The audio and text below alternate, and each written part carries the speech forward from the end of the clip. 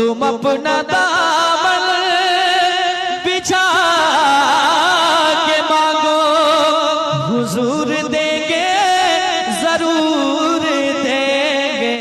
जो रास्ते में बैठे तो रास्ते को काट दें, केला का छिलका फेंक दें, मोटरसाइकिल वाला जाएगा, गाड़ी फिसल जाएगी, वो गिरेगा। अब ये वीडियो बनाएगा, बेचारा पानी पानी मांग रहा है, कि कतरा मांग रहा है, जीने की भीख मांग रहा है, मगर जीने की भीख मांग रहा है उस वक्त में उसको एक कतरा पानी नहीं देना है। अब वहां वीडियो बनाना है, ऐसा लग रहा है कि नाजायज बच्चों की तादाद में बेतहाशा इजाफा दुनिया में हो रहा है। यह नतीजा है क्या?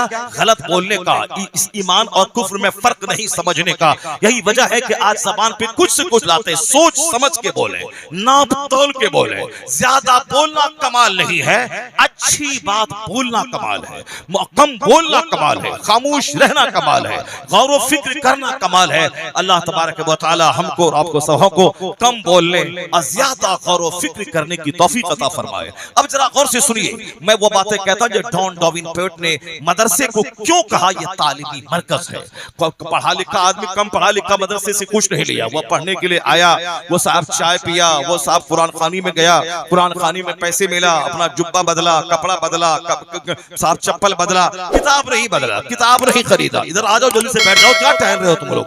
आओ इधर आओ, बैठो, पहले से आके बैठना चाहिए, तकरीर सुनना चाहिए, तो अभी आ रहा, बीच में डिस्टर्ब कर रहा है। आके बैठो, एक लाइन से बैठ जाओ सारे लोग, यहाँ बैठो, सब कुरान पाक की अजमत पे खिताब सुनो, उसके बाद दस्तरबंदी होगी। आप लोग घबरा तो नहीं रहे? आप लोग अगर घबरा रहे हैं तो बंद कर देते हैं, हम कल सुनाएंगे रिश्ता में।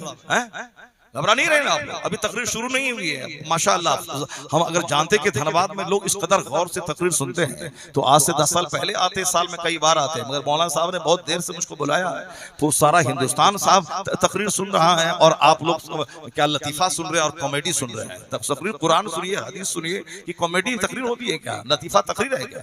वो तो सिर्फ टाइम पास करने का जरिया है। मैंने अभी 1 घंटे से लगभग मैं बोल रहा हूँ, 1 मिनट में कोई कॉमेडी में बोला हूँ, एक लफ्ज भी मैंने गलत नहीं बोला। मैं सिर्फ काम की बातें और दिल रोशन करने की बातें मैं आप तक पहुंचा रहा हूं, और फिर तकरीर अभी शुरू नहीं हुई है। तकरीर मेरी है कि आज इस दौरे हाजिर के तनाजुर में कुरान पाक का रोल क्या है, कुरान पाक का रोल क्या है, इस मदरसे ने क्या दिया है, what this madrasa give to the world. ये मदरसा दुनिया वालों को क्या दिया है, मदरसे की हिस्ट्री कितनी रोशन है, यहाँ जो कुरान पढ़ाया जा रहा है, इस कुरान पाक का महत्व क्या है, सारे उलूम फनून कहां से निकले हैं, उसका मरकज क्या है, मंबा क्या है, मकसद क्या है, और ये फिर फाउंटेन क्या है, ये मदरसा है। सारे उलूम व फनून का मरकज ये मदरसा है। अब वो कैसे है, बस 2-3 चैप्टर में खोलता हूं, उसको आप गौर से सुन लीजिए, क्योंकि कुरान शरीफ की आयतों को गौर से पढ़ने के बाद ही वहां से पता चलता है किस कदर इल्म के खजाने यहाँ छुपे हुए हैं। अब जरा पहली आयत में पढ़ता हूं, बीच बीच में बहुत सारी बातें आती जाएंगी हमारे और आपकी भलाई के लिए, वो सारी बातें निकलती जाएंगी, थोड़ी सी बात तवील होती जाएगी, उसको होने दीजिए। मगर जो मेन एम है, जो असल मकसद है, वो ये है कि कुरान पाक की 2-4 आयतों की गहराई, उसके मानी और मतालिब और मफाहिम में आप तक रखूं, ताकि आप जान जाएं कि इस दौरे जदीद के इल्म में कुरान पाक का रोल क्या रहा है। जो बातें आज लोग कह रहे हैं, वो सारी बातें कुरान शरीफ में किस कदर डिटेल्ड वे में फसाहत के साथ बयान कर दी गई है। बस 2-3 चैप्टर आप सुने, घबराए नहीं। इस हिंदुस्तान में जितने भी कॉलेजेस हैं, सबकी तारीख 500 साल के भीतर की तारीख है। अगर आप जानते हैं, पटना कॉलेज है, एक जबरदस्त कॉलेज है, मैं उसकी तारीख सिर्फ 150 साल के अंदर की है। JNU जवाहरलाल नेहरू यूनिवर्सिटी है, उसकी तारीख 200 साल के अंदर की है। AMU उसकी तारीख भी 150 साल के अंदर की है। हिंदुस्तान में 500 साल पहले ना कोई कॉलेज था, ना कोई यूनिवर्सिटी थी, ना कोई तजर्बागाह थी, बल्कि मामूली तौर पर कहीं कहीं गुरुकुल का जमाना था। एक गुरु है धनबाद में, चंद लोग आ गए बिहार से, दरख्त के साए में बैठकर उस गुरु से धर्म की शिक्षा लेते थे। वही जाके अपने अपने इलाके में जाके वो शिक्षा का प्रसार और प्रचार करते थे। बाज़ाब्ता स्कूल की शक्ल, मकतब की शक्ल, यूनिवर्सिटी की शक्ल 500 साल पहले नहीं थी। लेकिन जॉन डेवनपोर्ट क्या कहते हैं, ये 10वीं-16वीं सदी के बाद जो पूरी दुनिया में इल्म का सूरज चमका है, ये कहां से लिया गया? सारे उलूम अरबी मदारिस से लिए गए हैं, और अरबी मदारिस के उलमा यूरोप की साइंस के बाप कहे जाने के मुस्तहिक हैं।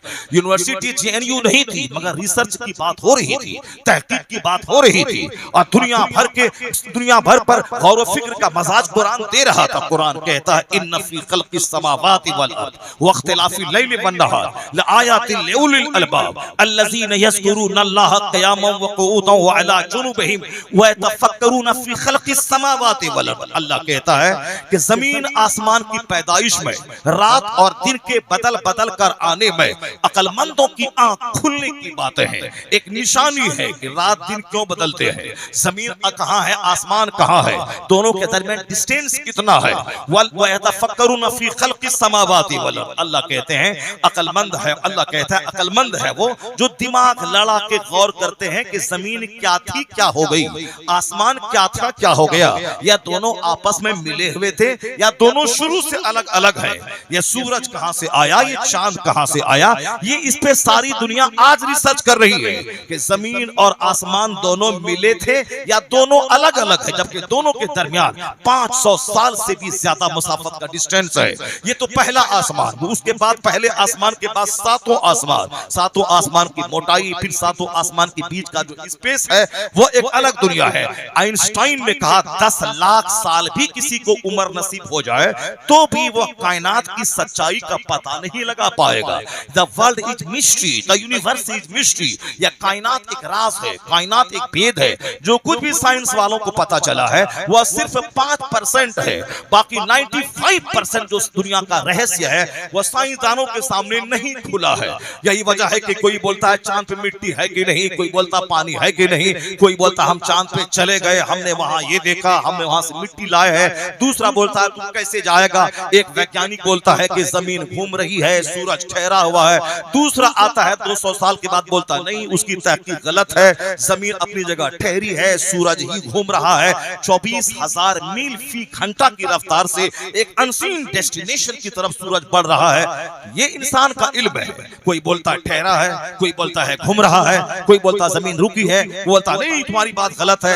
ये इंसान का इल्म है, इसी तरह से चलता रहेगा।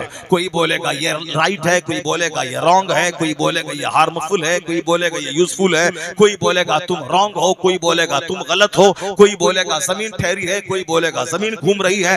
ये सब चलता रहेगा, मगर बात आके वही फाइनल होगी कि अल्लाह जो कहता है वही सच्ची बात है। ला तब्दील लिकलिमातिल्लाह, अल्लाह के कलाम में कोई तब्दीली नहीं। और सारे वैज्ञानिकों का इस बात पे इत्तेफाक हो जाता है कि हमारी और तुम्हारी तहकीक अदलती बदलती रहती है, और जो दुनिया के खालिक का कलाम है उसमें कोई तब्दीली नहीं। यह इस बात की दलील है कि अल्लाह सच्चा, इस्लाम सच्चा, मुस्तफा सच्चे, कुरान सच्चा। इसलिए एक कौम मुस्लिम दुनिया को नाचने दे, दुनिया को गाने दे, उसे उछलने दे, उसे अत्याचार करने दे, ताकत का गलत इस्तेमाल करने दे, उसे कोर्ट खरीदने दे, उसे जज खरीदने दे, उसे जुल्म करने दे। जितना करेगा नाचेगा कूदेगा, होगा वही जो अल्लाह चाहेगा। ऐसा जुल्म नहीं रहेगा, अत्याचार नहीं रहेगा, कुर्सी नहीं रहेगी, या खुद 5 साल के बाद मर के जलकर राख हो जाएगा। कुछ नहीं रहेगा, क्या रहेगा? कोई गुल बाकी रहेगा न चमन रह जाएगा, पर रसूलुल्लाह का दीन में हसन रह जाएगा। नारे तकबीर, नारे रिसालत, अज़मते कुरान, अज़मते इस्लाम, जिंदाबाद जिंदाबाद। कुछ नहीं होगा।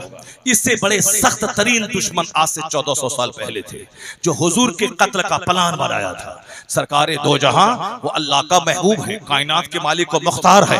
सरकारे दो जहां को लोग साहब कत्ल का प्लान बना रहे हैं, सारा प्लान धुआं हो रहा है, मारने के लिए आ रहा है, उसका घोड़ा जमीन में धंस रहा है। सरकारे दो जहां इशारा करते हैं कंकड़ पत्थर से, उसकी आंखें अंधी हो जा रही है। सरकार दो जहां उनका कत्ल का प्लान काफिरों ने बनाया है। जो उनका कलमा पढ़ेगा उसको चटाई में बांध के धुआं दिया जा रहा है, उनको साफ फांसी के फंदे पे लटकाया जा रहा है। तो क्या मतलब, इस्लाम खत्म हो गया, इस्लाम मिट गया? आज कुछ नहीं है, कुछ नहीं है, कुछ नहीं है। जो कुछ भी है मेरी बदअमली की सजा है, शादी ब्याह काफिरों की तरह करने की सजा है, बर्थडे पार्टी क्रिश्चियनों की तरह करने की सजा है, बाल बच्चों को, बेटियों को बेटा चुहाड़ बन के गली में घूम रहा है, और बेटी को डॉक्टर बनाने का नशा हम मुसलमानों को पैदा हो गया गया है। बेटा चाहे गुल्ली डंडा खेले, चोर बने, डकैत बने, नहीं क्या करिएगा। आजकल तो बेटी बेटों से ज्यादा मेहनत कर रही है। ये तो फेल हो गया, 60% नंबर भी नहीं लाया। मेरी बिटिया तो 99% नंबर लाई है, इसीलिए इसको तो नीट निकलवाना है, इसको डॉक्टर बनवाना है। बेटा को बनाओ ना, जो बेटा तेरे यादगार है। इसको तुमने डॉक्टर भी बना देगा तो शादी होगी, शादी के बगैर तो जीना मुश्किल है। शादी होगी, शौहर के घर जाएगी। यहाँ बगैर कमाए हुए सारे समाज की औरतें सर के बाल नोच रही हैं, अपने शौहरों का जीना हराम कर दिया है। और जो खुद 10 लाख महीना कमाएगी उसका क्या हाल होगा। वह बाप अपनी बेटी का कातिल है, जो बाप अपनी बेटी को 10 लाख रुपए कमाने का हुनर सिखा करके सारी जिंदगी के सुख में आग लगा देता है। यहाँ तो कुछ नहीं कमाती है, पर्स मेरा, पैसा मेरा, टाका मेरा, चप्पल मेरी, जूता मेरा, जेवर मेरा, कंगन मेरा, घर मेरा, पलंग मेरा, फर्नीचर मेरा, सब मेरा। और सबसे ज्यादा लड़ाई मेरे से ही है उसको, कि तुमने ऐसा नहीं किया, तुमने वैसा नहीं किया, तुमने ऐसा नहीं किया, तुमने वैसा नहीं किया। साहब बड़े बड़े वलियों को भी ये इन्होंने जीना हराम कर दिया। अबू हसन खरकानी जैसे बुजुर्ग, उनके मुरीद मिलने आते हैं तो बीवी बोलते किस पाखंडी के चक्कर में पड़ा है, तुम उसको बोलता शेख है या बुजुर्ग है, अब्दाल है, वो क्या है, वो मेरा शौहर है, कुछ नहीं, जिंदीक है, बेदीन है, ढोंगी है। साहब परेशान हो गए कि अब जिसको जो कुतुब है, कुतुबे फक्त है, उसको बीवी उसकी ढोंगी कह रही है। मगर जब वह नामायूस होकर वहां से उठे, निकले, देखा जंगल की तरफ से शेर आगे आगे लकड़ियां लेके गुलामी करते हुए जा रहा है, और शेख कामिल अबू हसन खरकानी वो पीछे पीछे आ रहे हैं। कहा शेख ये क्या है। वहां बीवी कहती है ढोंगी पाखंडी जिंदीक है वो, और यहाँ शेर गुलामी कर रहा है। तो शेख मुस्कुराते हुए क्या कहते हैं, हाँ मैं उस बकरी का बोझ उठाता हूँ, इसीलिए शेर मेरा बोझ उठा रहा, मैं उस बकरी का बोझ उठाता हूँ, इसलिए यह बकशेर मेरा बोझ उठा रहा है। जो अपनी बीवी की तकलीफ पे सब्र करता है, अल्लाह उसे सब्र अय्यूब का अज्र अता फरमाता है। अल्लाह उसे सब्र अय्यूब का अज्र अता फरमाता है। कहने का मतलब ये निकला कि बेटों को आईएएस ऑफिसर बनाइए, बेटों को आईएएस ऑफिसर बनाइए, बेटों को डॉक्टर बनाइए, बेटों को डीएम बनाइए, बेटों की नीट निकालने की कोशिश कीजिए। अपनी बेटियों को पर्दे में रखिए, उसे बाहरी शरीयत पढ़ाइए, उसे कुरान पढ़ाइए, उसे कनीज़े फातिमा बनाइए। अगर बेटी आवारा हुई तो आने वाली नस्लें तबाह हो जाएंगी। कई लाख मुसलमानों की बेटियां काफिरों के साथ भाग गई। इसमें 100% कसूर उस बाप का है जो अपनी बेटी को आईएएस बनाने की बात तो करी, उसको डॉक्टर बनाने की बात तो किया, वह जन्नत की बात नहीं किया, आखिरत की बात नहीं किया, ईमान की बात नहीं किया, कुरान की आयत उसके सामने नहीं पढ़ के बताई, तो फिर समझ लिया वह लग्जरियस लाइफ जीना यही जिंदगी का मकसद है। अब लग्जरी लाइफ जीने के लिए वो चाहे काफिरों के साथ भागना पड़े, उसको जन्नत के बाद जाने कहा कि दुनिया 100 साल एक पानी का बुलबुला है, असल तो आखिरत है, जन्नत पाना ये हमारा मकसद हयात है। ये तो बाप ने सिखाया नहीं, तो फिर वह लज्जत हासिल करने काफिरों के साथ में भागेगी तो क्या होगा। आज अगर जरूरत इस बात की है, अपनी बेटी को डॉक्टर इंजीनियर बनाए नहीं, उसे कनीज़े फातिमा बना दे। अगर वह कनीज़े फातिमा बन गई तो उनका बेटा लुच्चा लफंगा नहीं पैदा होगा। जब फातिमा ज़हरा मां थी और बाप अली था, तो बेटा कुदरत के फैसले के मुताबिक शहीदों का सरदार हसन और हुसैन पैदा हुआ। जब बाप अच्छी होती है और माँ अच्छा होता है, माँ अच्छी होती है, बाप अच्छा होता है, तब औलाद उसकी सिविलाइज्ड और मुहज़्ज़ब पैदा होती है। यहाँ बेटी को पढ़ाने का जुनून चढ़ गया है, चाहे उसका जिन्स फटा हुआ हो, चाहे उसकी लज्जतें अजनबी मर्दों के हाथों में झूलने वाली हो, सब चलेगा मगर डॉक्टर बनाना है। जब नशा ही गलत हो गया है, अगर घर लूट जाए, समाज लूट जाए, नस्लें लूट जाए, इसका 100% कसूर उसका है। कहते अल्लाह कहाँ है, रसूलुल्लाह कहाँ है, गौस पाक की अता मदद कहाँ है, मत बोल अल्लाह कहाँ है, मत बोल रसूलुल्लाह कहाँ है। गरीबान में झांक के देख के तू कहाँ है, तेरा घर कहाँ है, तेरी औलाद कहाँ है, तेरे बच्चे कहाँ है, तेरी बेटियां कहाँ है, तेरी शादी कहाँ है, तेरे बर्थडे पार्टी कहाँ है, तेरे बच्चे कहाँ है, तेरे सारा समाज कहाँ है, समाज की सारी रस्में कहाँ है। तू देख तू कहाँ है, तू मोहम्मदी है, तू मुस्तफा की सुन्नतों का आईनादार है। जब तू ही बदल गया तो फिर अब तू जहां तक मैं 1000 बदलूं मगर रहमत खुदा की वही रहे जो हमारे आबो अजदाद की थी। ऐसा नहीं होगा, खुदा की रहमत शहर से ज्यादा करीब है। तू आज बदल जा, तू मोहम्मदी बन जा, तू सुन्नत का आईनाकार बन जा। अल्लाह तो कहता है हम तो माइल बकरम है, कोई साइल ही नहीं, राह दिखलाए किसे कोई रहरवे मंजिल ही नहीं। नारे तकबीर देने को तैयार है, अल्लाह सल्तनत देने को तैयार है। सिर्फ आप मूड बना लें, मजाज बना लें, फिर देखें आखिरत में जन्नत तो वहां मिलेगी, दुनिया कैसे मिलेगी। अब जरा गौर से सुनिए, 1400 साल के अंदर में वहां वो चटाई में बांध के मारने वाला इस्लाम मिटाना चाहता था, मगर अबू जहल नहीं रहा, उतबा नहीं रहा, शैबा नहीं रहे, बिलाल रहा, बिलाल रहा, बिलाल रहे, और साहब क्या है कि अबू बकर रहे, उमर रहा, सलमान रहे, ये सारे के सारे रहे, इस्लाम रहा। आज हुसैन रहे, यजीद नहीं रहा, मुस्तफा रहे, अबू जहल नहीं रहा, जनाबे मूसा रहे मगर फिरौन नहीं रहा, जनाबे इब्राहिम रहे, नमरूद नहीं रहा। जुल्म मिट गया, सब्र आज तक जिंदा है। ये कानून है इस्लाम का कि जुल्म मिटने के लिए ही आया है और सब्र हमेशा सुरखरू होने के लिए आया है। सब्र जिंदा रहता है, जुल्म मिट जाता है। दुनिया वाला अपना काम करता, आप अपना काम कीजिए, सिर्फ कुरान पाक की तिलावत कीजिए और उसके बाद अपने बच्चों को डॉक्टर, इंजीनियर, प्रोफेसर, मास्टर सब बनाइए। राजनीति और नेतागिरी छोड़ दीजिए, दूसरों का झोला मत ढोइए, दूसरों का तलवा मत चाटिए। न हेमंत सोरेन का, न ममता दीदी का, न नीतीश का, न लालू का। एक दिन इलेक्शन हो और जो ईमानदार ऑनेस्ट आदमी हो, जो कर्मठ हो, काम करने वाला, उसको जाके वोट दे दीजिए। बाकी किसी का न झोला ढोना है, न किसी का तलवा चाटना है। अपने बाल बच्चों को एक जबरदस्त इस्लामी और वर्ल्डली दोनों नॉलेज दे देना है, ताकि बैंक का ऑफिसर ये रहे, प्रोफेसर ये रहे, ताकि सरहद पे सिपाही ये बने रहे, स्कूल का प्रिंसिपल ये बने, कॉलेज का प्रोफेसर ये बने, डीएम ये बने, बैंक का प्रोबेशनरी ऑफिसर ये बने। जब आपका बच्चा ये सारे सेक्टर पे रहेगा तो वक्त की और मुल्क की जरूरत आपका बन जाएगा। तो फिर आपके बच्चों के सामने ये नेता ब्रेन लेने आएगा, नॉलेज लेने आएगा, ये मुल्क की जरूरत बन जाएगा। और जहां उसका भाई संकट में पड़ेगा तो और ये साहब, ये हमारे ऑफिसर इनकी मदद को आएंगे।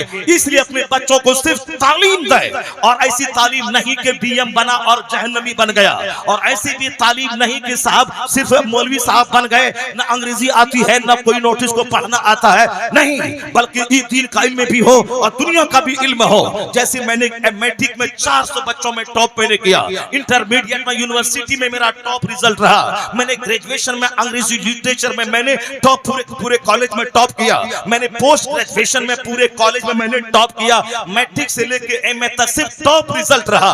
और जब मैं दाढ़ी टोपी के साथ एमए का एग्जाम एमए इंग्लिश का एग्जाम देने गया था, और जब मेरी मोटी कॉपी जब कार्ड देखा, वो बोलता रहा कि इल्म, वो सोचता रहा कि इल्म नहीं रहता है दाढ़ी और टोपी में, इल्म तो सीने में रहता है, दाढ़ी की वजह से कोई रुकावट नहीं होती है। जब बच्चा पढ़ेगा खुदा की रहमत इनके साथ, मुताला इनके साथ, फिर क्या होगा, मुशरिकों का बच्चा पीछे रहेगा, मुसलमानों का बच्चा हर फील्ड में आगे बढ़ता चला जाएगा। हमारे पास दीन का भी इल्म हो, हमारे पास दुनिया का भी इल्म हो, वरना फिर दूसरों के सामने भीख मांगना पड़ेगा और फिर नेता का झोला ढोना पड़ेगा। न नेता का झोला ढोना है, सिर्फ नॉलेज की गहराई में डूबना है, इल्म हासिल करना है, और दुनियावी सेक्टर में एक गहरा इल्म लेके सरदारी करनी है। उसके लिए 18 घंटे पढ़ना होगा, 15 घंटे अपने बच्चों को पढ़ाना होगा, अपनी जमीन मकान बेच करके अपने बच्चों की तालीम के पीछे सारी एनर्जी लगानी पड़ेगी। नेतागिरी ने मुझको तबाह बर्बाद करके रख दिया। सब नेतागिरी, ब्लॉक में चक्कर लगाना, 10 टका कमाना, थाने दाल वाले की मुखबरी करना, 10 रुपए कमाना। हमने दुनिया वालों को इल्म एक ताकत, ये नारा दिया था। आज कमजोर हम हो गए सिर्फ इसलिए ना मदरसा उस काबिल रहा, यहाँ से पढ़ा हुआ प्रोडक्ट हमारा हाफिज कुरान भी बने और ग्रेजुएट भी बने, मौलाना भी बने और फर्राटे के साथ अंग्रेजी बोलने वाला इस्लाम का सबसे बड़ा मुबल्लिग भी बने। नहीं, बस हालात ये हो गए कि इनको देखने के बाद ये नहीं लगता ये वही मदरसा है जिसने यूरोप को साइंस सिखाया था, ये वही मदरसा है जिसने दुनिया वालों को स्कूल कॉलेज खोलने का मसाज दिया था। तो हमको दोनों सेक्टर में, मगर लोगों की सोच इतनी खराब हो गई होगी कि मदरसे के बच्चे जो 1% पढ़ते हैं, इनके बारे में पढ़ने के बाद क्या करेगा, क्या खाएगा, क्या पिएगा, ये फिक्र है। मगर जो मुसलमानों के 99% बच्चे जो स्कूल कॉलेज में पढ़ते हैं, जो डीएम बना अत्तहियात याद नहीं है, जो प्रोफेसर बना सुबहान रब्बियल आला कहना उसको नहीं आता है, कुरान पढ़ना नहीं आता है, दुआए कुनूत याद नहीं है, आयतुल कुर्सी याद नहीं है, ये बताएं कि वो लोग जो बीडीएम बन के 62 साल नौकरी करके खा पी के मकान बना के गाड़ी खरीदा, लेकिन 2 रकात नमाज भी कायदे से नहीं पढ़ पाया, तो वो लोग जो जहन्नम जा रहे हैं, उन जहन्नमियों के बारे में आपके पास प्रोजेक्ट क्या है, आपके पास प्लान क्या है उसके बारे में। ये मुसलमानों के 90% बच्चे, 99% बच्चे जो स्कूल और कॉलेज में पढ़ रहे हैं, बचपने से क्रिश्चियनों के स्कूल में पढ़ना, मिशनरी स्कूल में पढ़ना, ये वहां गए, ये कायदे से जी भर के नमाज न पढ़ पाया, नमाज के अंदर क्या है सीख नहीं पाया, कुरान नहीं जान पाया, तो 62 साल तक नौकरी की, पैसा कमा के घर बनाया, अब मौत के इंतजार है, मर गया 80 साल में। अब कहां गया, जहां उसे खरबों साल, महासंख्यों साल रहना है, जहां का एक दिन 50,000 साल के बराबर है। वो फैक्ट है। जैसे मैं पैदा हुआ हूं, मैं जवान हुआ, मैं बूढ़ा हो रहा हूं, उसी तरह मरने के बाद दुनिया है, कयामत कायम होगी, हिसाब किताब होगा। ऐसा नहीं कि पैदा हुआ, मर गया, खत्म हो गया, मिट्टी में मिल गया, नहीं। जिस तरह बगैर खंबे के आसमान है, जमीन है, जिस तरह से रात है, दिन है, उसी तरह आखिरत भी है। तो ये अपने बच्चों को बताना होगा कि दुनिया में डीएम बनो कि डॉक्टर बनो कि 1 करोड़ डेली कमाओ, मरना है, अल्लाह को मुंह दिखाना है, वहां हिसाब किताब होना है, हर स्याह सफेद का हिसाब होना है। कामयाबी असल दुनिया में नहीं, असल कामयाबी जन्नत की है। ये मुसलमानों के करोड़ों बच्चे जो स्कूल में पढ़ रहे हैं, उसके बारे में आप कभी बात नहीं करते। मौलाना साहब, इस स्कूल में एक चैप्टर दिनियात का होना चाहिए, एक मौलाना यहाँ दे दीजिए, ताकि जो बच्चे डीएम एसपी मेडिकल साइंस पढ़ रहे हैं, बनना मेडिकल एक्सपर्ट बनना चाहते हैं, वो कुरान भी ठीक से पढ़ रहे पढ़े, वो 10 चैप्टर कंटेम्पररी नॉलेज का एक चैप्टर दिनियात का रहे। कोई नहीं बोलता।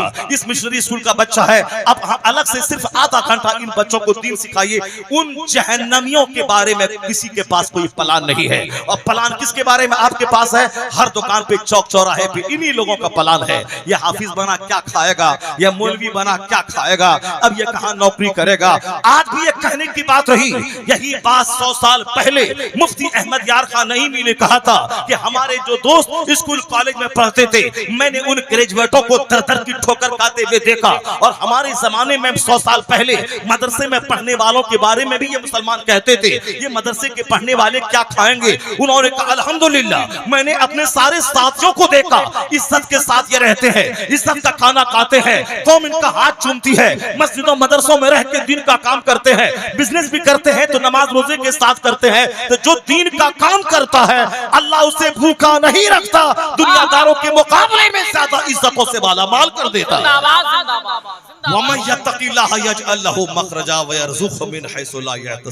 जो अल्लाह से डरता है, अल्लाह ताला वहां से रुज़ी देता है जहां से बंदा सोच नहीं सकता है। ये बताइए कि मेरी ये बात 100% सही है कि नहीं है? हर आदमी के पास, जब के पास मैं जाके बैठता हूं, वो यही बोलता है, मदरसे में मशीन ले आइए, मदरसे में कंप्यूटर ले आइए, मदरसे में, ये बात तो मैं खुद कह रहा हूं कि मदरसे के सारे बच्चों को अंग्रेजी फर्राटे से बोलना चाहिए, ताकि अंग्रेजी जबान में वह लोगों के सामने इस्लाम पेश कर सकें।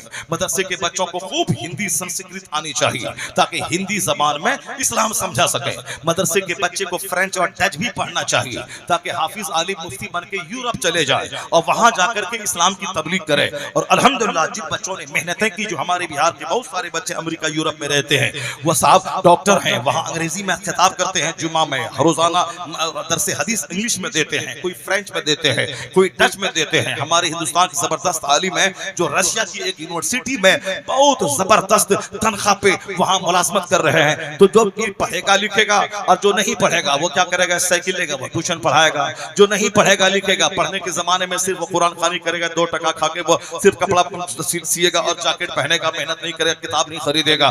वो तो पढ़ने लिखने के बाद सोचेगा हम क्या करें, वो बुखारी से पढ़ना तो आता नहीं है, चलो घर घर में ट्यूशन पढ़ा दें, चलो कहीं मौजिन की नौकरी मिल जाए, चलो कुछ नहीं मिला दाढ़ी मोच मुंडा, चलो मोबाइल सीख करके मोबाइल की दुकान करें। ये वही लोग हैं जो पढ़ने के जमाने के एक मिनट का गलत इस्तेमाल करते हैं। और जिन लोगों ने पढ़ने के जमाने में इल्म हासिल किया, अच्छे हाफिज, अच्छे कारी, अच्छे आलिम, अच्छे खतीब, अच्छे मुहद्दिस, अच्छे मुफक्किर बने, वो डॉक्टरों से ज्यादा अच्छे रहते हैं। आज मंत्री भी उतना हवाई जहाज से नहीं चलता होगा जितना हदीस कुरान बताने वाला मौलवी उस हवाई जहाज का इस्तेमाल कर रहा है। पता चला जो दीन का काम करेगा अल्लाह रब्बुल इज्जत उसे इज्जतें अता फरमाएगा, उसे अच्छी रोजी अता फरमाएगा। बेनमाजी को अल्लाह अच्छा मेवा खिलाएगा, और जो 24 घंटे रहता है मस्जिद में नमाज पढ़ता, अल्लाह उसको दाने दाने को तड़पा देगा। ऐसा कभी नहीं होगा। इबादत करने वाला इज्जत की रोजी उसे मिलेगी, और अल्लाह से दूर रहने वाला भले ही वो संतरा सेब खा ले, रूहानी तरक्की उसको कभी नहीं मिल पाएगी। क्योंकि दुनिया चलाने वाला अल्लाह है। जो अल्लाह के दीन का काम करेगा अल्लाह उसे इज्जत देगा, शोहरत देगा। आज कोई नहीं जानता कि 100 साल पहले बरेली का नवाब कौन था, बरेली का जमींदार कौन था, पर आज 100 साल के बाद लोग कहते हैं कि अहमद रजा कौन है, जो जमीन नहीं खरीदी, जो अपना शानदार मकान नहीं बनाया, मगर आज उस रजा के नाम पे कहमू जैसे करोड़ों लोगों के नाम में वो रजा शामिल है। ये साहब फला रजा, एहसन रजा, तौकीर रजा, मोहसिन रजा, फला रजा, फला रजा। आज ऑक्सफोर्ड में रजा है, कैम्ब्रिज में रजा है, हार्वर्ड में रजा है, PHU में रजा पे रिसर्च करके लोग PhD की डिग्री हासिल कर रहे हैं। ऑस्ट्रेलिया में रजा, श्रीलंका में रजा जामा मस्जिद, हॉलैंड में रजा जामा मस्जिद, मदरसा रज़विया। हिंदुस्तान के हर स्टेट्स में सैकड़ों मस्जिदों और मदरसों का नाम रजा के नाम पे है। रजा नवाब नहीं था, रजा बहुत बड़े जागीरदार नहीं थे, रजा के पास दुनियावी नौकरी नहीं थी, वह DM नहीं थे, वह SP नहीं थे, वह मंत्री नहीं थे। उस जमाने के नवाबों का नाम नहीं जानता, मगर जो अपने छोटे से घर में रहकर दीन का काम किया है, हम जैसे करोड़ों का ईमान बचाया है, तो उस रजा को अल्लाह सौदागरान से उठाया है। हाँ, पूरी दुनिया में उस रजा को पहुंचा दिया, ताकि दुनिया जान ले, इन तंसुरुल्लाह यंसुरकुम, if you will help the religion of Allah, Allah will help you. अगर तू अल्लाह के दीन की मदद करेगा, अल्लाह तुम्हें तुम्हारी मदद करेगा। तुम कुछ नहीं रहेगा, अल्लाह तुम्हें सब कुछ बना दे। जिंदाबाद जिंदाबाद जिंदाबाद। दीन का जो काम करता है अल्लाह उसे कभी भूखा नहीं मारता है। ये तो 100 साल पहले की बात थी। आज भी जो मौलवी दीन का काम करता है, हमारे भाइयों को तकलीफ ना पहुंचे। जो मौलवी साहब मस्जिद में इमाम रहे, नमाज 5 वक्त पढ़ाना है और बिस्तर पे सो के मोबाइल चलाना है, तो और ये बोले कि हमारा चर्चा पूरे धनबाद के इलाके में हो, अल्लाह की कसम नहीं होगा। चूंकि आप नौकरी समझ के इमामत कर रहे हैं कि हमारी नौकरी बची रहे, महीना लगे 10,000 मुझको मिले और घर से टिफिन आता रहे, खाएं, कोई नहीं जानेगा। लेकिन अगर आप दीन के खादिम होने की हैसियत से अगर आप मस्जिद में रहे, जुमा का खिताब आपने कुरान हदीस की रोशनी में किया, प्राइवेटली लोगों से मिल करके आपने उसको नमाजी बना दिया, आपने शराबी से मिल करके उसका शराब छोड़वा दिया, आपने बदअकीदे से मिल करके उसको सुन्नियत का रास्ता दिखला दिया, आपने गलत कामों की तरदीद की, आपने गाली सुनी, मगर आपने लोग उस मस्जिद को नहीं छोड़ा, दीन का काम किया। और जब वह शराबी नमाजी बनेगा और जब वह बदअकीदा सुन्नी बनेगा, क्या बोलेगा? एहसान तुम्हारा है मौलवी, तुमने मुझे नमाजी बना दिया। एहसान तुम्हारा है, तुमने मुझे सुन्नी बना दिया। एहसान तुम्हारा है, तुमने मेरे बच्चों को अच्छा से कुरान पढ़ना सिखा दिया। तो पूरे इलाके में चर्चा इनका होगा। फला साहब थे, खूब धूम मची थी, मसलकत की धूम मची थी। अगर तुम मुलाजिम की हैसियत से रहोगे, कुछ नहीं मिलेगा, खाओगे पियोगे चले जाओगे। अगर दीन के खादिम की हैसियत से रहोगे, तो करोड़ों दिलों में तेरी हुकूमत रहेगी, इज्जत रहेगी, मोहब्बत रहेगी।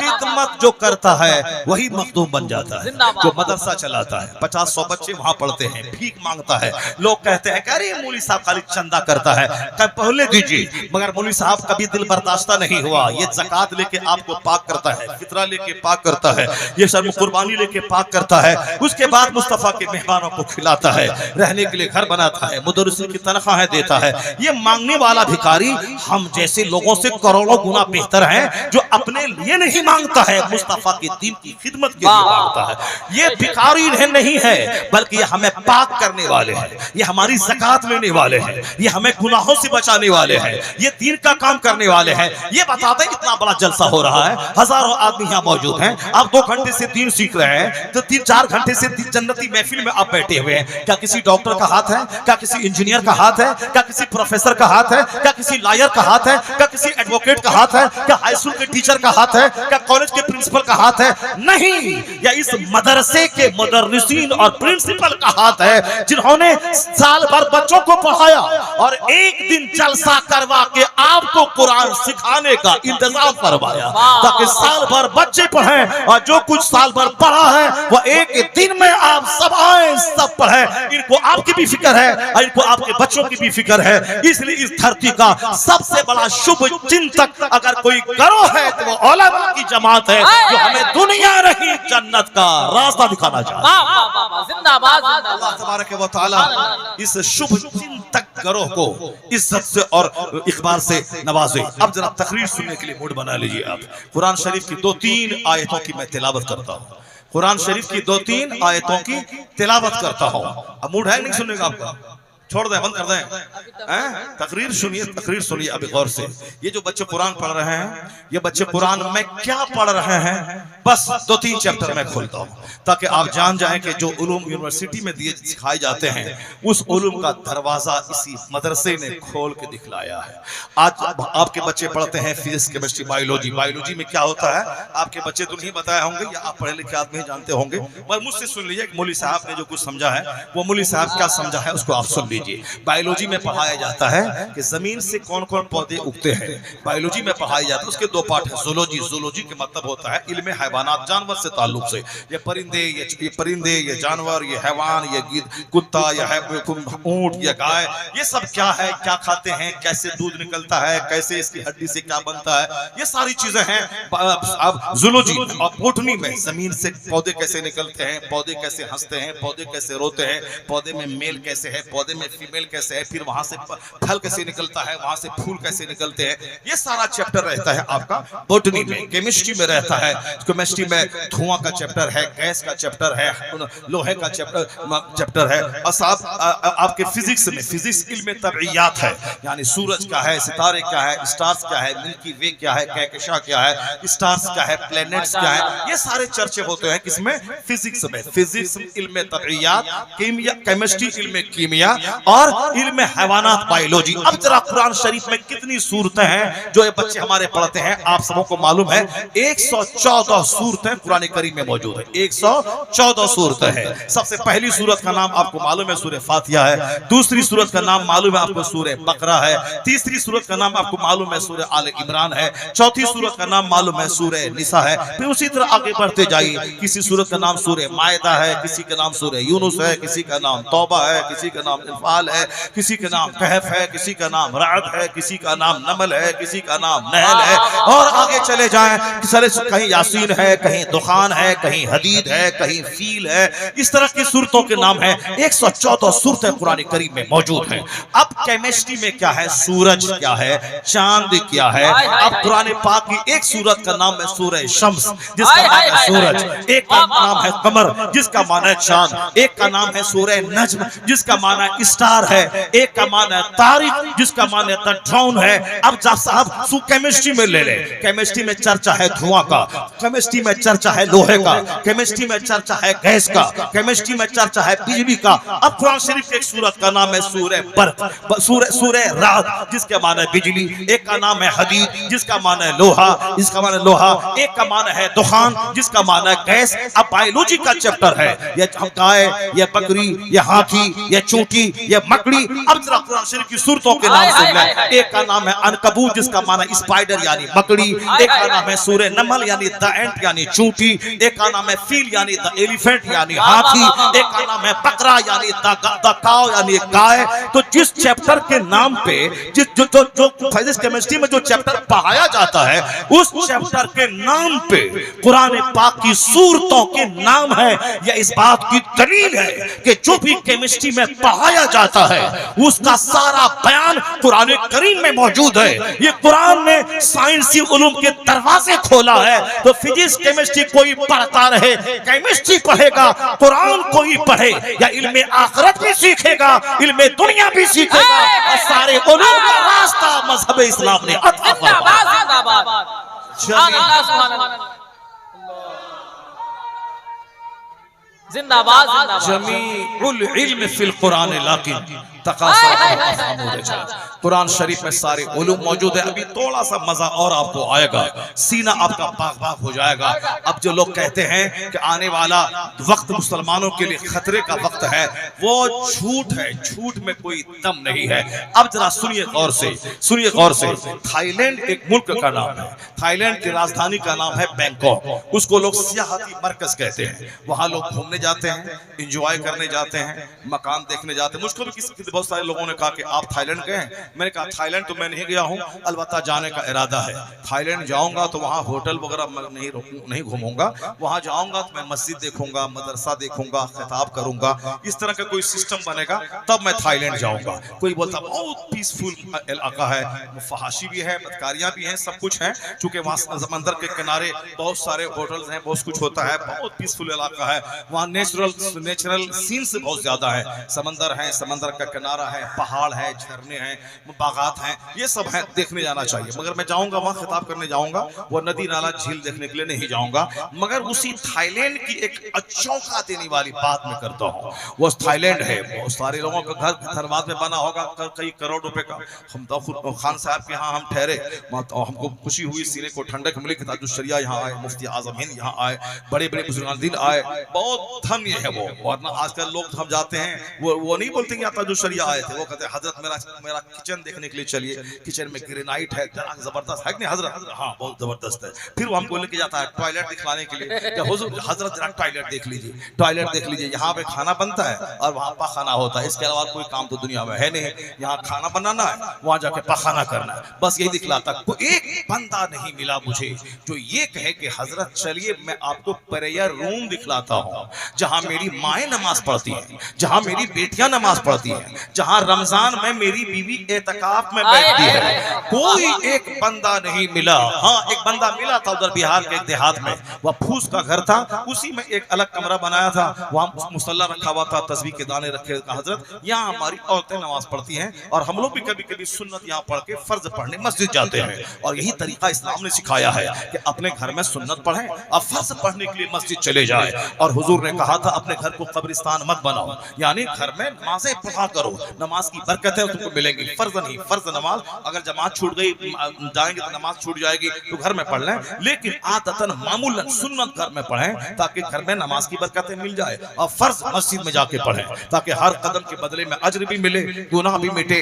और 27 गुना सवाब जमात के साथ पढ़ने का मिल जाता है। खैर ये सारी बातें हमारी होती रहती, मेरी हजारों तकरीरें हमारी नेट पर है, लोगों ने डाल दिया है, मैंने अपने से नहीं डाला है, लोगों ने डाला है, तो आप उसको सुनते रहें। बहुत सारी बातें, किस महफिल में कौन सी बात दिमाग से निकल जाएगी वो कहा नहीं जा सकता। हम क्या क्या बोल दिए फिर दोबारा उसको रिपीट नहीं कर पाते, चूंकि रटते उठते तो है नहीं, इसीलिए जो मुम्मा आ गया सो बोल दिया, अब वो आज बोला फिर सारी जिंदगी वो बात दिमाग में नहीं आएगी। तो जो लोग सुनते हैं तकरीरें उनको मालूम है कि हर तकरीर में कुछ न कुछ एक दो जुमले ही सही आपके हौसला बख्श, प्रेरणा वाहक, यानी हौसला देने वाला जरूर जुमला मिलता है, तो आप उसको देखा करें, उसमें सारी बातें मिल जाएंगी आपको। मगर आज मैं सिर्फ ये कहना चाहता हूँ, करोड़ों का घर है, लेकिन ये घर छोड़ के चला गया कहाँ? चला गया थाईलैंड की राजधानी बैंकॉक, पहाड़ देखने के लिए।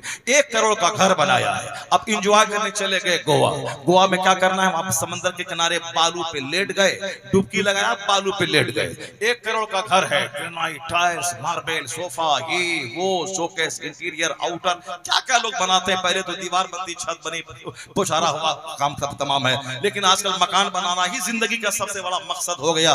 तो मकान बनता है 25 साल में, उसके बाद बंदा मर जाता है, मकान रह जाता है बहू के लिए, और बेटे की बीवी बहू रात भर मोबाइल चलाती है और टीवी देखती है। तो मकान बनाया हमने और उसमें ऐश कर रही हमारी बहू, सिनेमा देख रही है। तो हमसे पूछा जा रहा है कि तुमने जिंदगी किस काम में गुजारी, माल कहां से कमाया, कहां खर्चा किया, और जिस घर के लिए मैं नमाज छोड़ दी और झूठ बोला, उसमें रहेगी बीवी, उसमें बेटी, उसमें रहेगा, उसमें रहेगी बहू, उसमें रहेगा बेटा, और ये चला कब्र में हिसाब देने के लिए माल कहां से कमाया, कहां खर्च किया। अकलमंद है वो जो दुनिया में रह के जन्नत कमाए। ऐसा ना हो कि जन्नत अपने जहन्नम खरीद ले दूसरों के लिए। वह शख्स बदनसीब है जो दूसरों के चलते अपनी जन्नत में आग लगा दे। मिन शर्रि नास मंजिलतन यौमल क़यामा अज़हब आखिरतहु बे दुनिया गैरिही। यानी करोड़ों का घर है, अब दुनिया में सजा अल्लाह ने दिया। उस करोड़ों के घर में अब मन नहीं लग रहा है। अब कहां मन लग रहा है? कश्मीर में डल झील में वह लकड़ी वाली कश्ती में जाके हनीमून मना रहा है, वहां झील में। अब ऊटी में पहाड़ पे जा रहा है, वहां गोवा समंदर के किनारे जा रहा है, कश्मीर में शालीमार बाग में गुलाब का पौधा देखने जा रहा है। ये करोड़ों का घर क्यों बनाया था? जब बालू पे ही लेटना था, जब पहाड़ को ही देखना था, जब समंदर में ही डुबकी लगाना था। ये करोड़ों का घर क्यों बनाया था? ये सोफा क्यों खरीदा था? ये ग्रेनाइट क्यों लगाया था? जब कश्मीर में जाकर के वहां लकड़ी के घर ही में जाके इंजॉय करना था। ये करोड़ों का घर क्यों क्यों बनाया था? चाहे बंदा जो सोचे, ये अल्लाह की तरफ से अजाब है कि जो घर बनाया है हराम से, झूठ बोलकर, नमाजें छोड़कर, अब वो घर की दीवारें काटने दौड़ रही है। ये इंजॉय करने के लिए जंगल पहाड़ देखने जा रहा है, वो घर में मन नहीं लग रहा है। अब बाहर चलो और उन घर को जाके देख, किराए के घर में रहता है, मिट्टी के घर में रहता है, 40 साल हो गए, घर छोड़ने का मन नहीं कर रहा है। क्यों? इसलिए कि वहाँ एलईडी टीवी नहीं है, जहां वहां कुत्ता नहीं पाला जाता है, वहां बंदर नहीं पाले जाते हैं। जिस घर में तस्वीरें हो, जिस घर में कुत्ता पाला जाए, वहां फरिश्ता रूठ जाता है, वहां शैतान का अड्डा होता है। और शैतान जिस घर में हो, वहां चैन सुकून कहां मिलेगा? तो जहां तलावत है, जहां इबादत है, जहां सजदा है, वहां फरिश्तों का आना जाना होता है। और जहां फरिश्तों का आना जाना हो, वहां इंजॉय होता है, वहां लज्जतें मिलती है, वहां फरहत मिलती है। इसलिए वो कच्चा घर छोड़ने का मन नहीं करता। अगर सुकून तुम्हें चाहिए, न गोवा में मिलेगा, न थाईलैंड में मिलेगा, न कश्मीर में मिलेगा, न शालीमार बाग में मिलेगा। अपने घर को इबादत से सजा दे, तिलावत से सजा दे, जिक्र से सजा दे, दुरूद से सजा दे, अपने घर को कलमा से सजा दे। कुरान पढ़, किराए के घर में बादशाहों के महल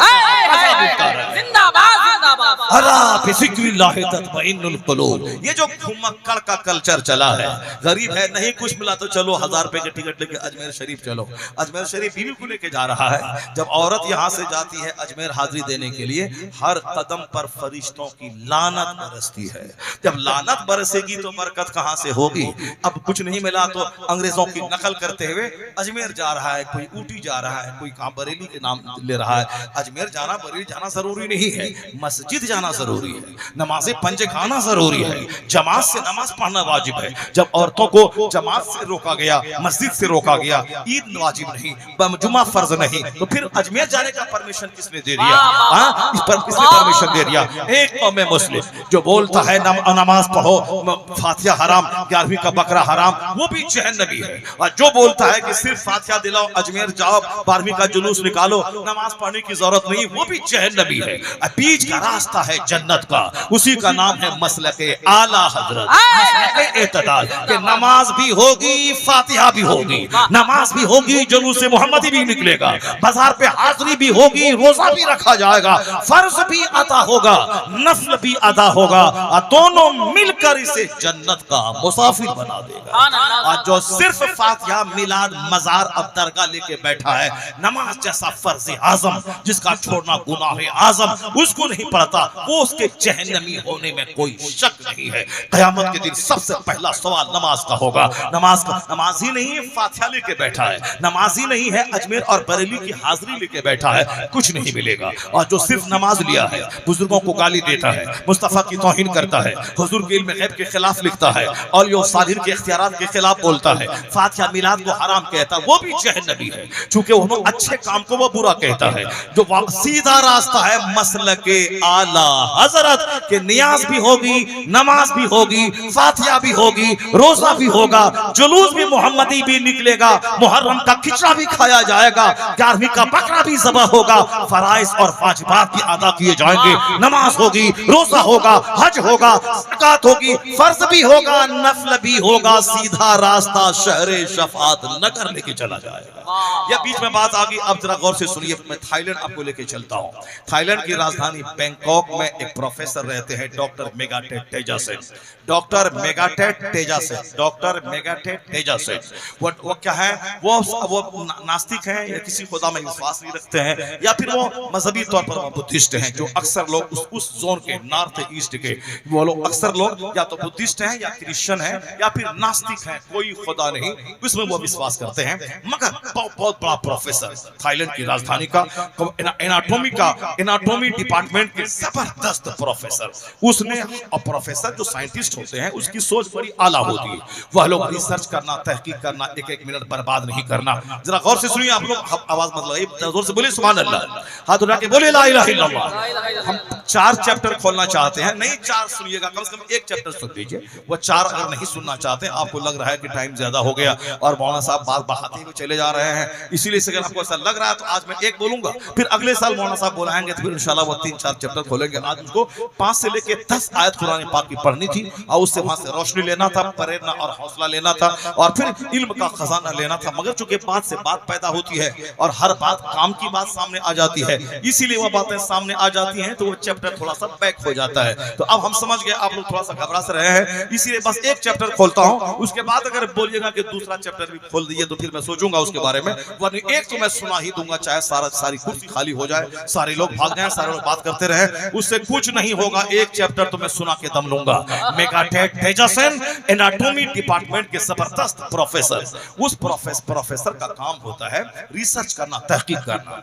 हम लोग लेके बैठे हैं, क्या लेके बैठे हैं, वो असद भाई जो बोलते हैं, हम लोग लेके बैठे हैं, ये लेके बैठे हैं, वो लेके बैठे हैं, ये लेके बैठे हैं, हम लोग नात लेके बैठे हैं, हम लोग कव्वाली लेके बैठे हैं, हम लोग मजार लेके बैठे हैं, और दूसरा आदमी साइंस लेके बैठा है, दूसरा आदमी हवाई जहाज लेके बैठा है, वो स्कूल और कॉलेज लेके बैठा है, और ये मजार और चादर लेके बैठे हैं। तो मजार और चादर लेके बैठने वाला कोई काम कर पाएगा क्या? ये तो अच्छा काम है। अब गरीब नवाज के मजार पे जाए, चादर चढ़ा दे 1 लाख रुपए की और कहे हमारे बेटे को डीएम बना दीजिए, और उनका बेटा गुल्ली डंडा खाता है, गुल्ली खेलता है, गुटखा खाता है, रात भर सोता है, दिन भर घूमता है, वो डीएम बन पाएगा? गरीब नवाज का कमचा मार के वहां से भगा देंगे, अजमेर से भागो यहाँ से।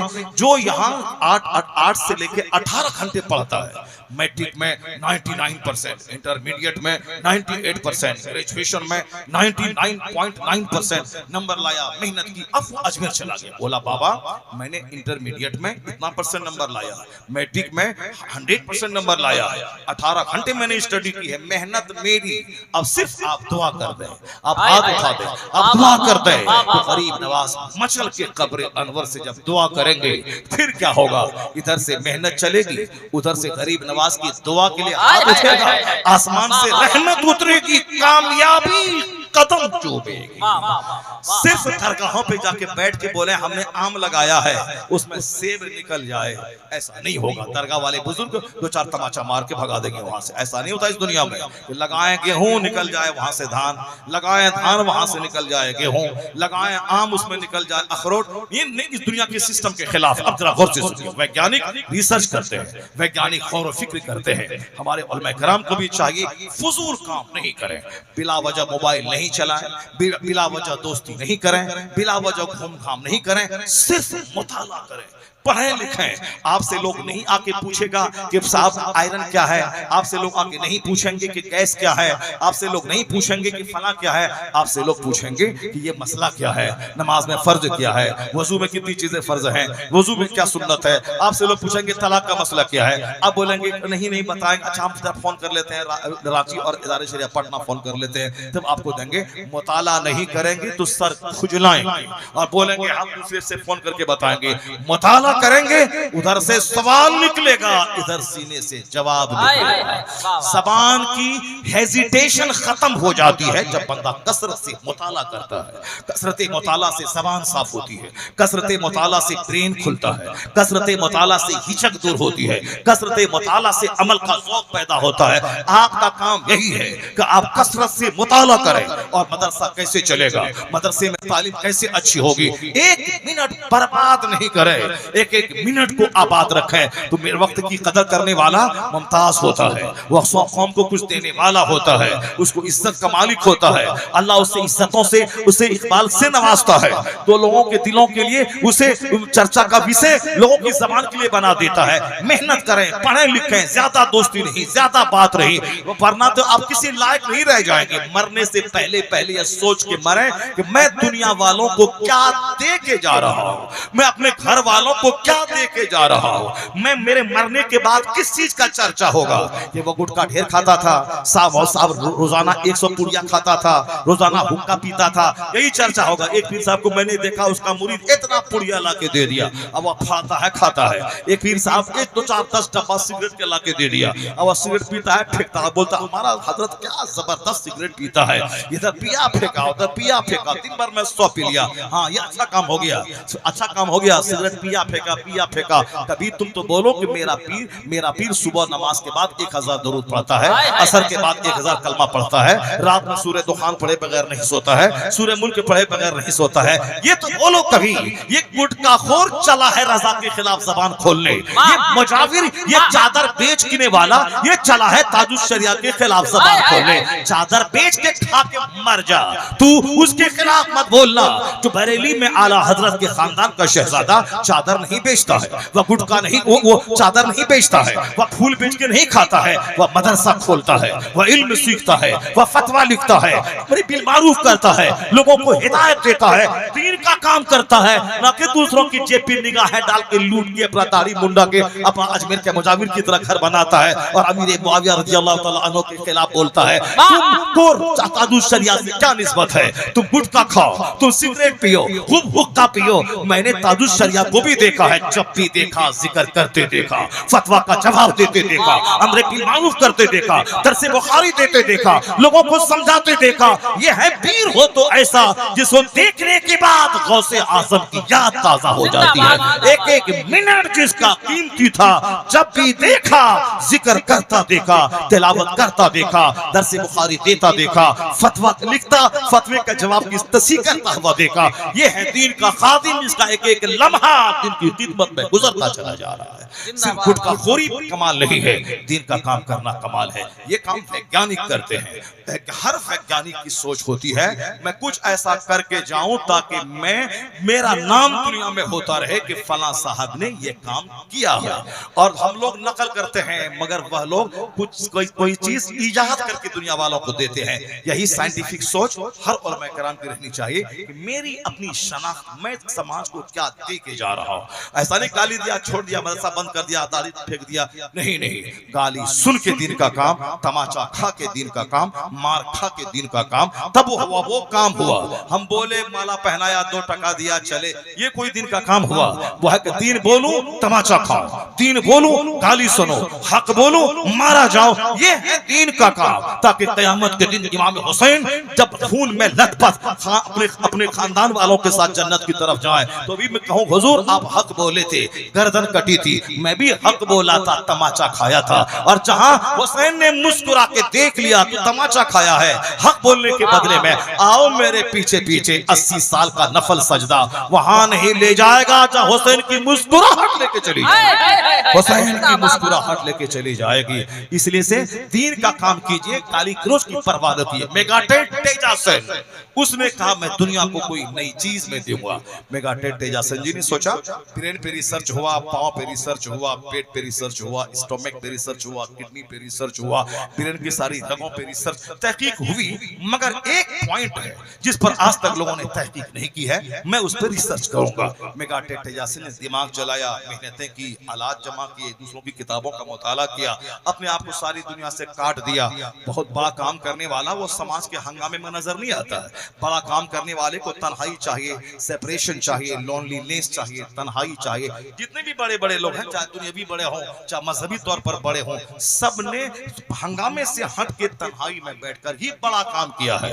बहुत सारे लोग आज भी इशा पढ़ के फजर तक मुताला करते रहते हैं, तब कोई अजूबा किताब दुनिया को देते हैं, क्योंकि तन्हाई यकसुई चाहिए बड़ा काम करने के लिए। और जो घिमगा यहाँ इसका मुंह देखेगा, उसका मुंह देखेगा, यहाँ चाय पिएगा, वहाँ पान खाएगा, सलाम अलैकुम भैया, सलाम अलैकुम भैया करेगा, वो तो जुमा का खिताब भी कायदे से नहीं कर पाएगा। मौलवी साहब बोलेगा हम आज बताएंगे गौसे पाक क्या है, हम बताएंगे गौसे पाक क्या है। वो नात पढ़ी 5 मिनट में और 10 मिनट में एक करामत बोला, बताया ही नहीं कि गौसे पाक क्या है और गौसे पाक का अमल क्या है, उसका कैरेक्टर क्या है। जाहिर सी बात है गौसे पाक का कैरेक्टर बयान करने के लिए मुताला चाहिए, गौसे पाक की जिंदगी बयान करने के लिए पाना चाहिए। और वो सुना के कैसेट सुना, वही सुनी हुई कहानी बता दिया, उसमें तो मेहनत नहीं लगेगी। जो पान खाएगा, दूसरों का मुंह देखेगा, इसको भैया बोलेगा, वो मुताला कहाँ करेगा। जो कुछ नहीं करेगा, फजर पढ़ के बैठेगा 4 घंटा, वही किताब का कीड़ा बनेगा और एक जुमला बोलेगा तो जुमले से वजन टपकेगा, उससे तहकीक टपकेगी। मेहनत करना होगा। मेगाटेड तेजासन अपने आप को दुनिया से अलग कर लिया। दिन भर कॉलेज जाना, पढ़ाना, उसके बाद आकर के रिसर्च करना, एक ऐसा काम करूं जो काम मुझसे पहले कोई नहीं किया होगा। उन्होंने तहकीक करके उस फील्ड को तलाश किया। तलाश करने के बाद उस पर उन्होंने रिसर्च शुरू कर दी।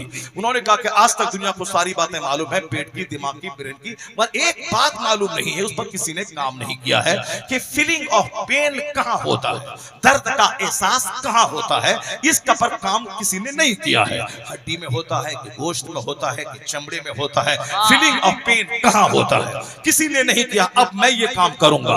उन्होंने मटेरियल जमा किए, मवाद जमा किया, मेहनतें शुरू की, दुनिया भर के वैज्ञानिकों की तहकीकात, रिसर्च को जमा किया, मेहनत शुरू की। मैंने भी सोचा था IAS ऑफिसर बनूंगा, पटना के बगल में जहानाबाद में रहता था, और फिर मैं शुरू किया था 2005 साल के क्वेश्चंस को जमा करूं, नोट्स को जमा करूं, जिस IAS किया है उनसे मैं मिलूं, ये सब कुछ करते कराते हुए मैं तैयारी शुरू की थी कि मैं DM बनूंगा। लेकिन बस तकरीर शुरू हो गई, जुमा के दिन खिताब होने लगा, चाहरम 40वां में खिताब होने लगा, फिर वो हाथ चुमाई शुरू हो गई, बाद जबरदस्त खिताब हुआ, फिर वो IAS ऑफिसर बनने का शौक जो है मिट गया धीरे धीरे।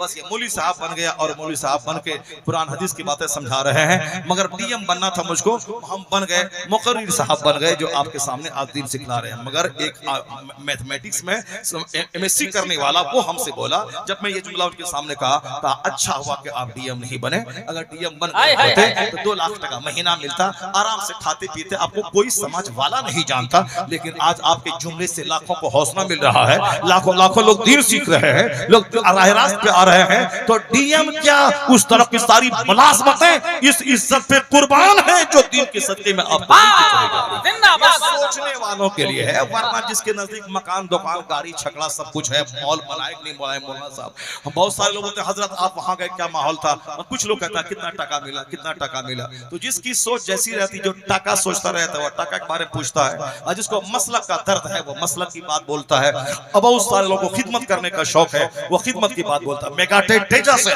सारी दुनिया से कटकर उन्होंने इस जमीन को चुना, उस पर रिसर्च शुरू किया कि दर्द का एहसास, फीलिंग ऑफ पेन कहाँ होता है। मैं पता लगाऊंगा, इस फील्ड में काम करूंगा, दुनिया वालों को बताऊंगा। वो कामयाब हो गए, कई साल मेहनत की, रिसर्च किया, तहकीक की, दिमाग जलाया। अब उन्होंने एक किताब मोटी सी लिखी, कहा कि फीलिंग ऑफ पेन कहाँ होता है। उन्होंने बताया कि दर्द का एहसास चमड़े में होता है, हड्डी में नहीं, गोश्त में नहीं, चमड़े में। फीलिंग ऑफ पेन चमड़े में होता है, दर्द का एहसास चमड़े में। उन्होंने तजर्बा करके बताया, कई तजर्बा, उसमें एक तजर्बा ये था कि जब मैं सुई चुभाता हूं बदन में, ये सुई जब तक चमड़े की हद तक में है तब तक दर्द है, और इसके आगे गोश्त में चली जाए वहां दर्द नहीं होता। और आमतौर पर जब सुई इंजेक्शन आप लेते हैं, जैसे चमड़े में इंजेक्शन गया तो थोड़ा सा पिंच करता है, दर्द हुआ, बाकी अंदर गोश्त में घुस जाए कोई दर्द नहीं होता है। अगर चमड़ा छिल जाए शदीद तकलीफ होती, जब तक कि चमड़ा उस पर दूसरा भर नहीं जाए। फीलिंग ऑफ पेन चमड़े में होता है। इसका हदीस से क्या ताल्लुक है, इसका कुरान पाक से क्या ताल्लुक है। कुरान पाक में तो जन्नत का, दोज़ख का, आखिरत का, नमाज का, रोजे का, हज का, ज़कात का, अखलाक का, मुआमलात का, ये सारा चर्चा है। सूरह फातिहा से लेकर सूरह बिन्नास तक सबसे ज्यादा टॉपिक कुरान में,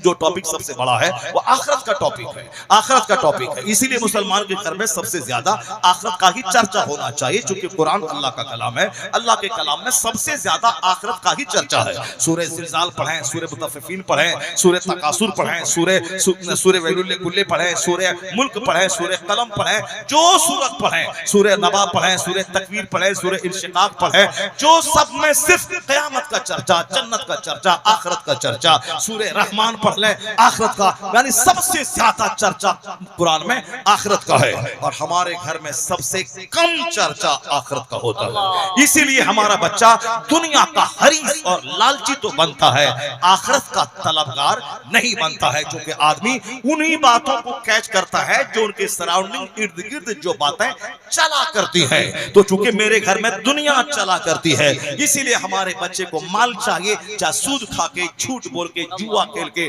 ट्रेन लूट के, ATM लूट करके, जैसे हो माल चाहिए। क्योंकि हमने इर्द गिर्द सराउंडिंग में माल का चर्चा शुरू किया, जन्नत का चर्चा, आखिरत का चर्चा, जहन्नम से बचने का चर्चा, जो कुरान के हर पेज में मौजूद है। अगर वो चर्चा किस घर में हो तो बच्चा हरी से दुनिया नहीं, हरी से उकबा हो जाएगा। मेगाटेक तेजा संजी ने कहा दर्द का एहसास चमड़े में होता है। अब उन्होंने किताब लिखी, दुनिया वालों को बताया कि हमने पता लगाया, आप लोगों को मैं बता रहा हूं। इसी दौरान गाहे बगाहे सऊदी अरब की राजधानी रियाद में कॉन्फ्रेंस होती है इस्लाम और साइंस के उन्वान पे, और हर नए मुहक्किकीन की तहकीक को सामने रखा जाता है, और कुरान हदीस में जो मवाद है उस मवाद को रख करके दुनिया वालों को इस्लामी किताबों का महत्व का एहसास दिलाया जाता है। कुरान ने क्या कहा, आपने क्या कहा। मेगाटेक तेजा सिंह ताजा उन्होंने दर्द का एहसास चमड़े में होता है दुनिया वालों को बताया था। इसीलिए उनको भी उस कॉन्फ्रेंस में दावत दी गई। रियाद में कॉन्फ्रेंस हो रही है, दुनिया भर के मंदुबीन आए हैं, सब अपनी अपनी तहकीक को पेश कर रहे हैं। उसी में डॉक्टर मेगाटेक तेजा सिंह जी ने कहा कि मेरी ये नई जदीद मॉडर्न रिसर्च है कि फीलिंग ऑफ पेन स्किन चमड़े में होता है, और उसकी दलील है, उसका ये सबूत है। सारे लोगों उन्होंने तारीफ की, वाह वाह, आज तक किसी ने यह नहीं कहा था। आपने कहा आपकी मेहनतों को दाद, आपकी मेहनतों को सलाम, आपकी रिसर्च को सराहा जाएगा, दुनिया आपको याद रखेगी। उसी दौरान कहा आपके चैप्टर, आपकी तहकीक को मैं उसको दाद देता हूं, लेकिन चूंकि ये टॉपिक इस्लाम और साइंस के अनुमान पे ही ये कॉन्फ्रेंस हुई है, इसलिए आपकी इस तहकीक का जायजा मैं कुरान की रोशनी में लेता हूं। जो बात आपने दुनिया वालों को बताई है, क्या आज से पहले कोई वैज्ञानिक नहीं बताया? क्या इसका कोई चर्चा कुरान में है? क्या इसके बारे में कोई इशारा कुरान करीम में मिलता है? क्योंकि कुरान का दावा है कि सारी बातें कुरान में मौजूद है। वला रत्बी वला याबिसिन इल्ला फी किताबिन मुबीन, खुश्क और तर की सारी बातें कुरान करीम में मौजूद है। मैं सिर्फ इसका जायजा लेता हूं, क्या कुरान करीम में इसके ताल्लुक से कोई मवाद दिया गया है? डॉक्टर मेटा तेजासिन हैरान रह गया। वह सोचने लगा कि कहां तहकीक, कहां साइंस, कहां रिसर्च, कहां कुरान। अगर ये कुरान इसकी किताब है भी तो उसमें नमाज रोजे की बात है, उसको इस चर्चे से क्या मतलब है? उन्होंने कहा कि मेटा तेजासिन जी और सारे मंदोबीर गौर से सुन लें, इस्लामिक स्कॉलर ने कहा ये कुरान हमारी मजहबी किताब है, इसके बारे में हमारा दावा है कि किसी बंदे की तहरीर नहीं है, ये अल्लाह रब्बुल इज्जत का कलाम है। ये कलाम हमेशा से है, अल्लाह ने अपने महबूब हमारे पैगंबर पर इस कलाम को आज से 1400 ईयर्स नाजिल फरमाया है। इसमें किसी बंदे का कोई दखल नहीं है, ना इसमें कोई इजाफा कर सकता है, ना इसमें से कोई कमी कर सकता है। इस किताब के प्रोटेक्शन की जिम्मेदारी हमारे खुदा ने लिया है। यही वजह है कि तौरात में, इंजील में, ज़बूर में, गॉस्पेल में, वो सारी चीजों में, उस ओल्ड टेस्टामेंट में लोगों ने अपनी तरफ से घुसा करके उसकी जो सच्चाई थी उसको उन्होंने मशकूक बना दिया। लेकिन चूंकि कुरान की हिफाजत की जिम्मेदारी अल्लाह ने लिया है, इसलिए कोई भी तहरीक इस कुरान करीम में अपनी तरफ से कुछ घुसा नहीं सकती है। वो तहरीक बेनकाब हो जाएगी। कोई बड़ा से बड़ा मौलाना अगर अरबी का माहिर एक्सपर्ट वो चाहे कि कुरान में कुछ अपनी तरफ से बढ़ा दे, ऐसा नहीं होगा। क्योंकि कुरान की जबान इस कदर खूबसूरत, इस कदर मानाखेज है कि जो लोग अरब में पैदा हुए हैं, जिनकी मादरी जबान अरबी है, वह लोग अरबी 24 घंटे फर्राटे से बोलते हैं, अरबी में वह लोग एमए करते हैं। लेकिन वह लोग भी जब कुरान पाक पढ़ते हैं, वह कहते हैं मेरी अरबी का इस अरबी से क्या ताल्लुक है, क्या ताल्लुक है। तो इसलिए दुनिया की सारी जबानें दो खिमों में बढ़ गई, मॉडर्न उर्दू, एंशिएंट उर्दू, जदीद उर्दू, कदीम उर्दू, जदीद अंग्रेजी, कदीम अंग्रेजी, जदीद अरबी, कदीम अरबी, सारी जबानें दो खिमों में बढ़ गई। अब पहले शेक्सपियर की जबान और आज के साइंस, आज के शायर की जबान, इकबाल और मीर तकी मीर की जबान और आज के उर्दू के बड़े शायर की जबान, दोनों में फर्क है। ये जिद्दत का जमाना है, ये मॉडर्न। मगर कुरान 1400 साल पहले नाजिल हुआ और वो अरबी में है। अरबी में दो खेमे बढ़ गए, जदीद अरबी, कदीम अरबी। मगर दोनों अरबी जानने वाले जब कुरान पढ़ते हैं तो कहते हैं इस जबान के हुस्न का कोई जवाब नहीं है। कुरान पाक के हुस्न का, इसके डेप्थ का, इसकी मानाखेजी का इस कोई जवाब नहीं। चूंकि बंदे का कलाम रहे तब ना कोई बंदा जवाब दे दे। ये तो खालिक का कलाम है जिसका मद्दे मुकाबिल कोई नहीं है, इसलिए कोई अपनी तरफ से घुसेड़ नहीं सकता। ये बात तो जान ले कि कुरान अल्लाह का कलाम है। बड़े बड़े माहिरीन ने तहकीक की कि मैं कुरान पाक में कुछ मिला दूं, घटा दूं, वो उनकी कोशिशें कामयाब नहीं हुई। मेगाटे तेजासिन जी जान ले, इसको तो किसी ने लिखा नहीं है, ये अल्लाह का कलाम है। अब बात जान गए, ये नाजिल हुआ है 1400 साल पहले। अगर आज नाजिल होता ये कलाम और उसमें इस तरह की बातें होती तो कही जा सकती थी कि फलां ने रिसर्च किया और फलां मौलवी साहब इस बात को वहां से चुरा करके कुरान में अपनी तरफ से बढ़ा दिया। इसलिए ये कुरान पाक का अपना कोई मौजज़ा नहीं है। पहले तो कुरान की ज़बान कोई बंदा इस्तेमाल नहीं कर सकता और फिर आज नहीं 1400 साल पहले नाजिल हुआ है। अब देखते हैं उस कुरान में आपकी तहकीक के बारे में क्या कोई इशारा मौजूद है। उस रिसर्च से बताया, क्योंकि कुरान का चर्चा आखिरत पे ज्यादा कुरान जोर देता है, तो अल्लाह कहता है वल्लज़ीना कफरू बिआयातिना सौफा नुस्लीहिम नारा, जिन लोगों ने हमारी आयतों को मानने से इनकार किया, कुफ्र किया, अनकरीब हम उसे जहन्नम की आग में जलाएंगे। क्योंकि हमारा खाता है, मेरी जमीन पे रहता है और हमारे ही कलाम का इनकार करता है, उसको तो जहन्नम की आग में जलाएंगे। और कैसे जलाएंगे? कुल्लमा कुल्लमा नदिजत जुलूदुहुम, जब उसका ये चमड़ा आग में गल जाएगा, ये खाल गल जाएगी, बदलनाहुम जुलूदन गैरहा लियज़ूकुल अज़ाब, उसकी जगह दूसरी खाल हम पैदा कर देंगे ताकि वो दर्द का मजा चखे, अज़ाब का मजा चखे, अज़ाब का मजा चखे। कुल्लमा नदिजत जुलूदुहुम बदलनाहुम जुलूदन गैरहा लियज़ूकुल अज़ाब, जब उनकी खाल गल जाएगी आग में तो हम फौरी दूसरी खाल पैदा कर देंगे ताकि वो अज़ाब का मजा चखे। तो अज़ाब का मजा चखाने के लिए हड्डी बदलने की बात नहीं की गई, गोश्त बदलने की बात नहीं की गई, चमड़ा के बदलने की बात की गई। यह इस बात की दलील है कि अज़ाब का मजा, दर्द का मजा चमड़े में चखा जाता है, इसीलिए अल्लाह ने चमड़ा बदलने की बात की। मेगाटेक तेजासेन चूंकि वह हिंदुस्तान का अंधभक्त नहीं था कि अब जब वह पखाना कर रहा है, कोई पखाना खा रहा है तो हा हा हा हा हा हा हा हा ये आ गया। हवाई जहाज किसने दिया कोई मतलब नहीं, टेलीफोन किसने दिया कोई मतलब नहीं, या 4 लेन किसने बनाया कोई मतलब नहीं, कलकत्ता की हजारों फैक्ट्री किसने बनाई कोई चर्चा नहीं, टाटा बिरला की कंपनी कितने 150 साल से है कोई मतलब नहीं, हैदराबाद की हाईटेक सिटी कब से बनी कोई मतलब नहीं है। ये सब इसी ने किया है, यही किया है, यही किया है। ये जब नहीं था तो 4 लेन नहीं थी, फैक्ट्री नहीं थी, सड़क नहीं थी, मोबाइल नहीं था, टेलीफोन नहीं था, ये सारी तरक्कियां नहीं थी, यूनिवर्सिटी नहीं थी, कॉलेज नहीं था, ये सब कुछ इसी पंडित जी ने किया है और इसी गुजराती साहब ने किया है। किस कदर अंधभक्त है बेवकूफों। हिंदुस्तान आज आजाद हुआ है, हिंदुस्तान का हैदराबाद, हिंदुस्तान की हाईटेक सिटी, हिंदुस्तान की 4 लेन सड़कें,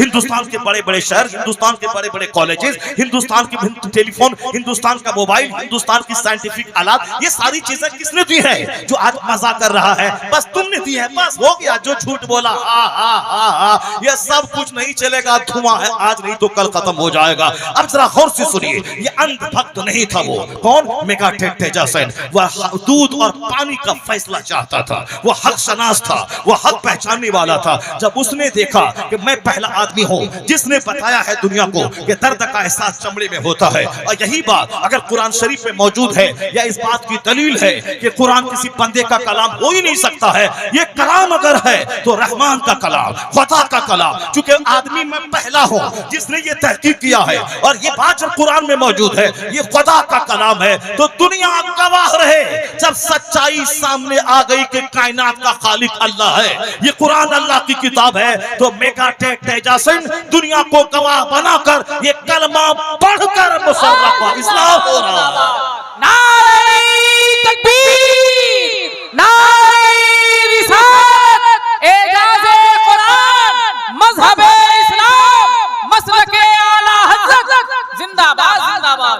है नूरे खुदा कुफ्र की हरकत पे खंदाजन, फूंकों से चरा बुझाया न जाएगा। दुनिया वाले को बोलने दीजिए। अभी इस तरह के तो बहुत सारे चैप्टर मेरे पास मौजूद हैं।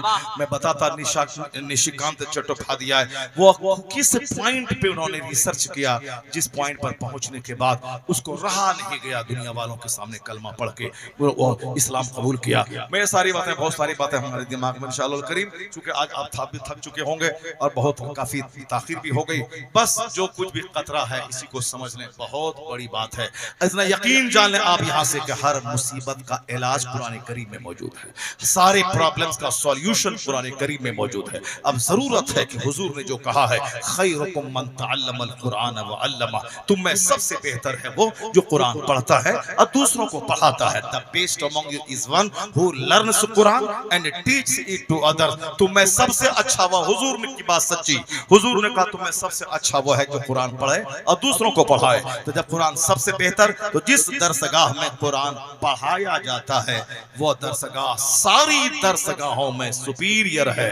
चूंकि कुरान सबसे लाजवाब, तो जिस दरसगाह में कुरान पढ़ाया जाए वो मेडिकल कॉलेज से बेहतर है, वो इंजीनियर कॉलेज से बेहतर है। चूंकि वहां सिर्फ दुनिया कमाने का तरीका सिखाया जाता है और यहाँ दुनिया और उक़बा दोनों सजाने का तरीका सिखाया जाता है। इसलिए कुरान पाक जहां सिखाया उससे बेहतर कोई दरसगाह नहीं है। अल्लाह ताला हम सबों को इस दरसगाह को गिरी हुई निगाहों से नहीं, इस दरसगाहों को इज्जत की निगाहों से देखने की तौफीक अता फरमाए। जो लोग मदरसा चला रहे हैं, कंपल्सरीली हर मदरसे में अच्छी आला अंग्रेजी की तालीम हासिल होनी चाहिए, ताकि बच्चे हमारे हाफिज कुरान बने। सिर्फ कुरान पाक रट लेना कमाल नहीं है। ये जो एक रस्म हमारे समाज में चल पड़ी है, बच्चा हाफिज बन गया, हाफिज बन गया। हाफिज बनने की कोई इतनी बड़ी फजीलत नहीं है। आप लोगों ने जो सुना है, असल में है मन क़रअल कुरान व अमिला बिमाफी, जिसने कुरान पढ़ा उस पर अमल किया। कुरान के हलाल को हलाल जाना, कुरान के हराम को हराम जाना, उसकी फजीलत है। उल बिसाफा लिदाहु ताज यौमल क़यामा। रट लेना ये भी एक अच्छा काम है, हाफिज बन गया वो, लेकिन इससे बड़ा काम यही है कि कुरान पढ़े, उसको समझे और कुरान में जो कुछ कहा है उस पर वो अमल करे। यही इस हदीस से पाक में आया है, मन क़रअल अल कुरान वो अमिला बिमाफी, जिसने कुरान पढ़ा और जो कुछ उसमें है उस पर अमल किया। अहल्ला हलाल हो व हर्रमा हराम हो, कुरान ने जिसको हलाल कहा है हलाल जाना, कुरान ने जिसको मना किया है हराम कहा है उसको हराम जाना। तब उसके माँ बाप को वो ताज पहनाया जाएगा, जिस ताज की चमक के सामने दुनिया के सूरज की रोशनी फीकी पड़ जाएगी। जो कुरान पढ़ा उस पर अमल किया। इसके अलावा रटने की तो वही बातें हैं कि कोई भी कुरान रटेगा वो याद कर लेगा और जहां छोड़ेगा 1 महीना वो भूल जाएगा। इसलिए रट लेना कोई बहुत बड़े कमाल की चीज नहीं है। कुरान पढ़ना, कुरान समझना, कुरान पाक पर अमल करना, ये बड़ा काम है। हम लोगों ने सिर्फ छिलका को ले लिया, जो असल गुठली है उसको छोड़ दिया।